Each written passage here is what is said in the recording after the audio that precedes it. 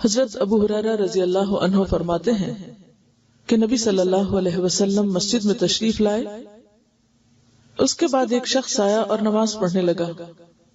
نماز کے بعد اس نے آ کر نبی کریم صلی اللہ علیہ وسلم کو سلام کیا۔ آپ نے سلام کا جواب دے کر فرمایا کہ واپس جا کر دوبارہ نماز پڑھو، کیونکہ تم نے نماز نہیں پڑھی۔ چنانچہ اس نے دوبارہ نماز پڑھی اور واپس آ کر پھر آپ کو سلام کیا۔ آپ نے اس مرتبہ بھی یہی فرمایا کہ جا کر دوبارہ نماز پڑھو، کیونکہ تم نے نماز نہیں پڑھی۔ 3 مرتبہ اسی طرح ہوا۔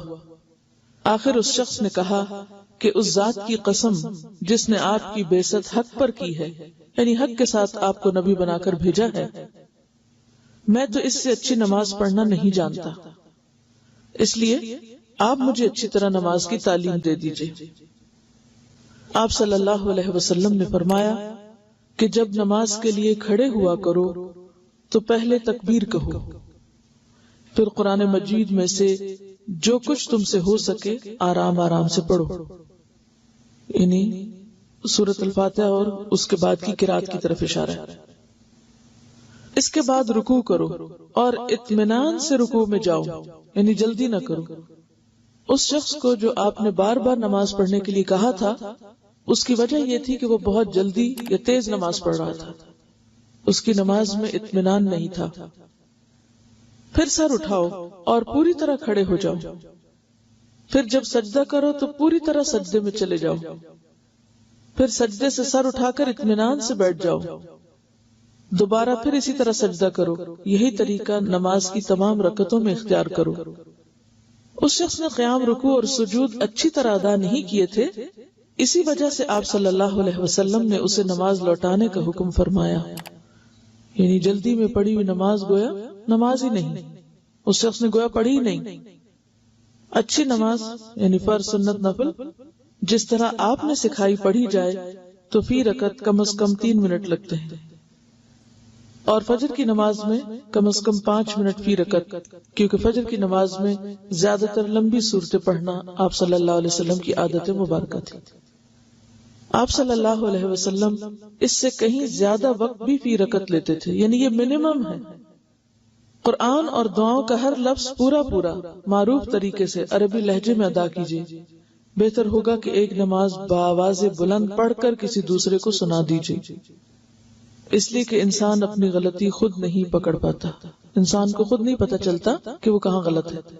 ہر نماز یہ سمجھ کر پڑھیے کہ یہ آپ کی آخری نماز ہے، یعنی ہر نماز کو بہترین بنانے کی فکر ہو، کیونکہ کوئی نہ کوئی نماز تو آخری ہونی ہی ہے، تو بہتر ہے کہ ہر نماز اسی طرح پڑھی جائے تاکہ آخری بھی اچھی سی پڑھی جا سکے۔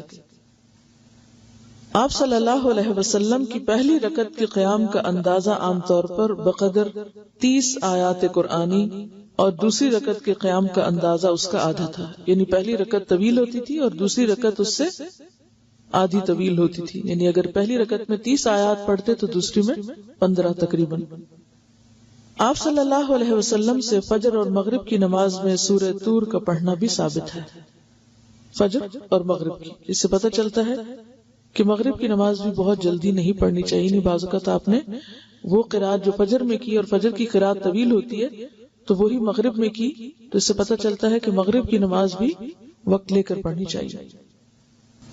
آپ اپنی نماز کا جائزہ اس حدیث کی روشنی میں ضرور لیجئے، کیونکہ نماز مسنون طریقے سے نہ پڑھی جائے تو وہ منہ پر مار دی جاتی ہے۔ مسنون نماز پڑھنے کی تفصیل کے لیے ہماری کتاب 1000 منتخب احادیث ماخوذ از بخاری شریف نماز کا بیان پڑھیے۔ یہ انہوں نے بخاری کا ترجمہ لے کے اس میں سے ریپیٹیشن نکال کر ایک کتاب اردو میں چھاپی ہے، اچھی مفید کتاب ہے، کوئک ریفرنس کے لیے سب کے لیے وہ اچھی ہے انشاءاللہ۔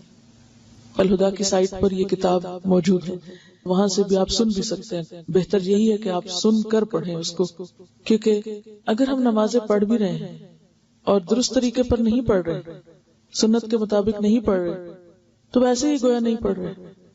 اور نماز تو وہ چیز ہے جس کا سب سے پہلے حساب ہوگا قیامت کے دن، اور جب تک کوئی نماز کے پرچے میں پاس نہیں ہوتا وہ آگے نہیں جا سکے گا۔ یعنی یہ ہوم ورک صرف یہاں کا نہیں ہے، یہ تو آخرت کا بھی ہے، جس کے لیے سب کو تیاری کرنی چاہیے۔